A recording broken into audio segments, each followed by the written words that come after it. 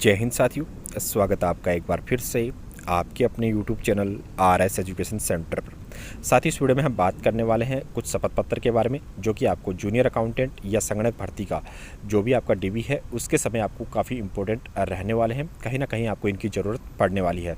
जैसे कि अगर आप SC ST OBC हो या MBC कैटेगरी से, और अगर आपका कास्ट सर्टिफिकेट आवेदन की अंतिम तिथि के बाद का है, तो आपको ये जो शपथ पत्र है वो कहाँ से जारी करवाना है, किस फॉर्मेट में रहेगा, कितने रुपए के स्टाम्प पेपर पर बनेगा, इन सभी सवालों का जवाब साथियों आपको इस वीडियो में मिलने वाला है। ठीक है, इसके साथ ही हम EWS प्रमाण पत्र जो 3 साल की वैलिडिटी के लिए आपका जो शपथ पत्र है उसके बारे में भी चर्चा करेंगे। फॉर्मेट क्या रहेगा, कहाँ से बनेगा। इसके साथ ही आपका करेक्टर सर्टिफिकेट को लेकर भी काफ़ी डाउट्स हैं कि क्या एक ही इसका फॉर्मेट है या अलग अलग इसके फॉर्मेट हो सकते हैं।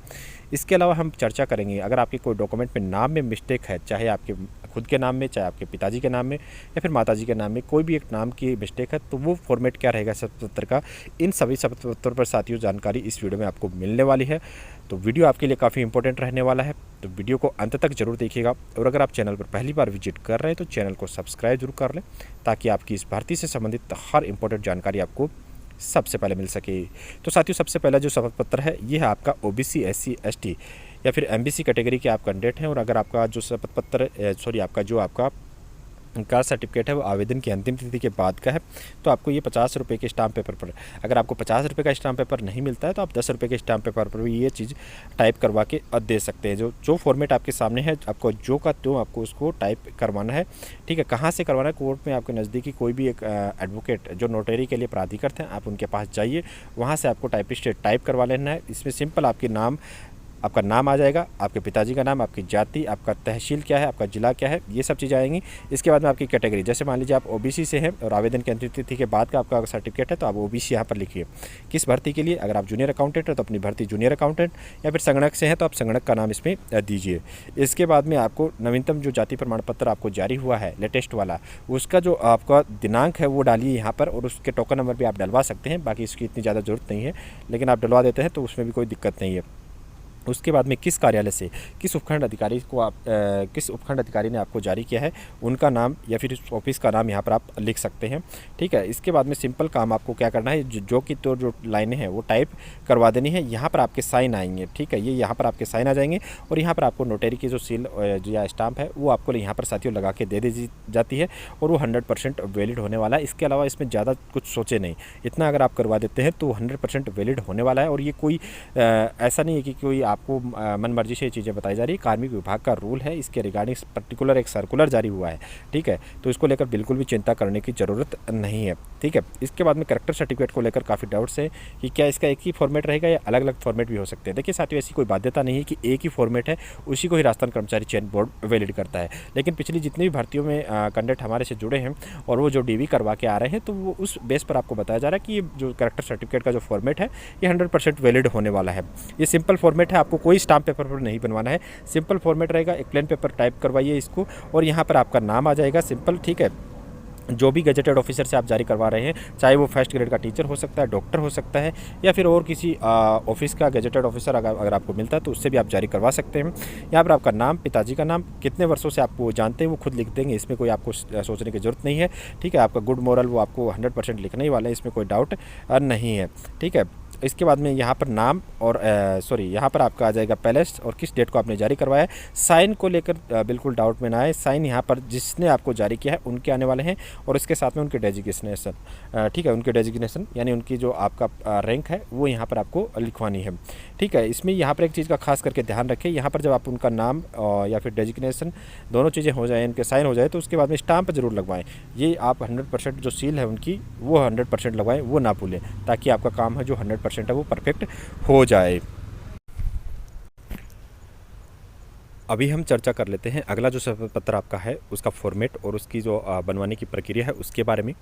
तो यहाँ पर जो अगला शपथ पत्र है साथियों वो नाम उपांतरण, यानी बहुत से कैंडिडेट हैं जिनके डॉक्यूमेंट्स में मिस्टेक है, उनके नाम में, उनके पिताजी के नाम में। तो उसका देखिए जो फॉर्मेट है वो हालांकि टेलीग्राम पर मैं उपलब्ध करवा चुका हूँ, लेकिन दिक्कत आ रही है बहुत से कैंडिडेट को कि बनवाना कैसे है। तो देखिए ये जो सिंपल फॉर्मेट आपको दिया गया है, ये 50 रुपये स्टाम्प पेपर, या पहले भी जैसे मैंने आपको बताया कि अगर आपको 50 का नहीं मिलता तो आप 10 रुपये के स्टाम्प पेपर पर भी ये बनवा सकते हैं, कोई दिक्कत वाली बात नहीं है। तो उसमें जैसे मान लीजिए कि आपके 10th क्लास के डॉक्यूमेंट में आपके नाम बिल्कुल सही है, और उसके बाद में जैसे आपके 12th और ग्रेजुएशन के डॉक्यूमेंट में अगर मान मान लीजिए कि सरनेम ऐड हो गया या स्पेस की प्रॉब्लम आ गई, तो ऐसा मतलब एक आपको जो फॉर्मेट है वो आपको ये देना है कि उसमें देखिए आपका ये सिंपल है कि मैं, जैसे नाम आपका कुछ भी है तो यहाँ पर आपका नाम आ जाएगा, आपके पिताजी का नाम, आपकी आयु, जाति, निवासी, ये शपथ पत्र जो शपथ पूर्वक है मैं ये बयान करता हूँ कि मेरे नाम और उपनाम, यानी इसमें आपको क्लियरली देखिए, आप इस भाषा पर ना जाएं, आप सिंपल ये समझिए कि इसमें आपको ये लाइन टाइप करवा देनी है कि जैसे आपके 10th क्लास के डॉक्यूमेंट में अगर नाम सही है तो आप उसमें टाइप करवाइए कि जो मेरी 10वीं क्लास की जो मार्कशीट है या अंक तालिका है उसमें मेरा नाम ये है और ये पर्टिकुलर मेरा नाम है, ये वास्तविक नाम है, लेकिन मेरे जो अन्य डॉक्यूमेंट हैं उनमें मेरे नाम, जैसे आपके स्पेस की प्रॉब्लम है या सरनेम ऐड कर दिया गया है तो यहाँ पर टाइप करवाइए और नीचे एक लाइन आप उसमें ऐड करवा दीजिए कि जो पूरा दोनों जो नाम है 10th क्लास की मार्कशीट और आपकी जो अन्य जो डॉक्यूमेंट्स में उनमें अगर नाम में जो डिफरेंस आ रहा है, ये दोनों नाम है वो मेरे से ही संबंधित है, ये लाइन आप डलवा दीजिए। और उसके बाद में नीचे सत्यापन वाली जो लाइन है वो जो कि त्यों आ जाएगी, इसमें कोई दिक्कत नहीं है।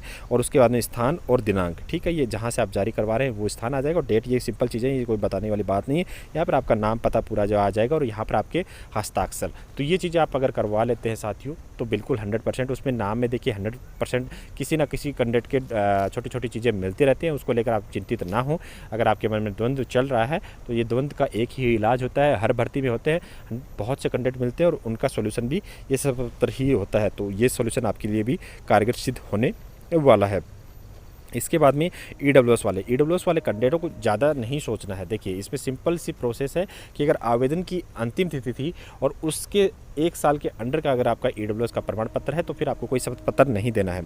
लेकिन अगर आपकी आवेदन की अंतिम तिथि के 1 साल से ज़्यादा का यानी 3 साल के अंडर में है, ठीक है, तो वो 3 साल तक के लिए देखिए वैलिड कर सकते हैं। इस प्रकार की एक प्रक्रिया लाई गई थी, तो उसके लिए जो 3 साल वाला जो फॉर्मेट है जो आपको वैलिड करवाएगा, उसका फॉर्मेट ये आपको टेलीग्राम पर मैंने पहले ही उपलब्ध करवा दिया है। लेकिन इसके साथ में आपको बनवाना कैसे है, तो ये जो का तो आपको टाइप करवाना है 50 रुपये या 10 रुपये जो भी आपके पास में अवेलेबल है उस स्टाम्प पेपर पर, यहाँ पर, ठीक है। इसमें आपके डिटेल्स, सिंपल आपकी डिटेल्स आ जाएंगी। मैं ये आपको कोई बताने वाली चीज़ें अब रही नहीं कि आपके नाम, पिताजी का नाम, आपके निवासी, आपका गांव या शहर, तहसील, जिला, ये सब चीज़ें आ जाएंगी।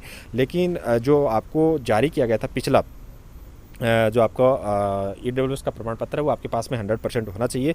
देखिए इसमें आगे चीज़ें बताई गई हैं कि मैं ये बयान करता हूँ कि राजस्थान के राज्य के लिए निर्धारित जो ईडब्ल्यूएस के मापदंड हैं, यानी 8 लाख तक की जो आपकी आय का मापदंड निर्धारित किया गया है, वो मापदंड आप फुलफिल करते हैं, ये आपको यहाँ पर एक प्रकार से शपथ आप ले रहे हैं। और ये वित्तीय वर्ष के लिए, यानी जो आपका वित्तीय वर्ष चल रहा है वो वित्तीय वर्ष यहाँ पर आप मेंशन कर दीजिए कि मैं इस वित्तीय वर्ष में भी ये अर्हता यानी जो योग्यता है वो मैं रखती हूँ और ये या फिर रखता हूँ और मेरी जो पारिवारिक आय है वो 8 लाख रुपये से कम है।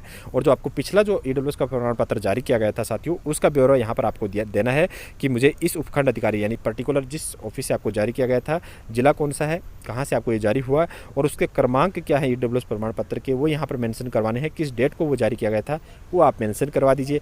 यहाँ पर आपके साइन आ जाएंगे खुद के और इसके बाद में उसका सत्यापन करवा दिया जाएगा। ये लाइनें जो कि तो आप टाइप करवा दीजिए और यहाँ पर किस डेट को आप ये शपथ पत्र बनवा रहे हैं वो आ जाएगा, कहाँ से जारी करवा रहे हैं और इस फिर से आपके यहाँ पर साइन आने वाले हैं और उसके बाद में आप इसकी नोटरी करवा दीजिए।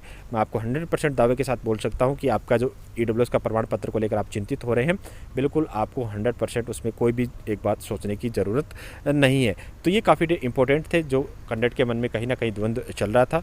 बाकी हाँ, अगर फिर भी अगर आपके मन में कोई डाउट है तो आप टेलीग्राम पे जाइए, वहाँ से आप मोबाइल नंबर भी यहाँ पर साथियों आप ले सकते हैं और अपना जो भी आपका समस्या आ रही है उसको आप मैसेज करके भी पूछ सकते हैं, उसका सॉल्यूशन आपको समाधान है वो उचित समाधान बता दिया जाएगा। तो इस वीडियो में जानकारी अगर आपको उचित लगी है तो वीडियो को लाइक ज़रूर कीजिएगा, अपने साथियों के साथ शेयर जरूर कीजिएगा ताकि इस भर्ती से संबंधित हर इंपॉर्टेंट जानकारी आपको समय पर मिल सके।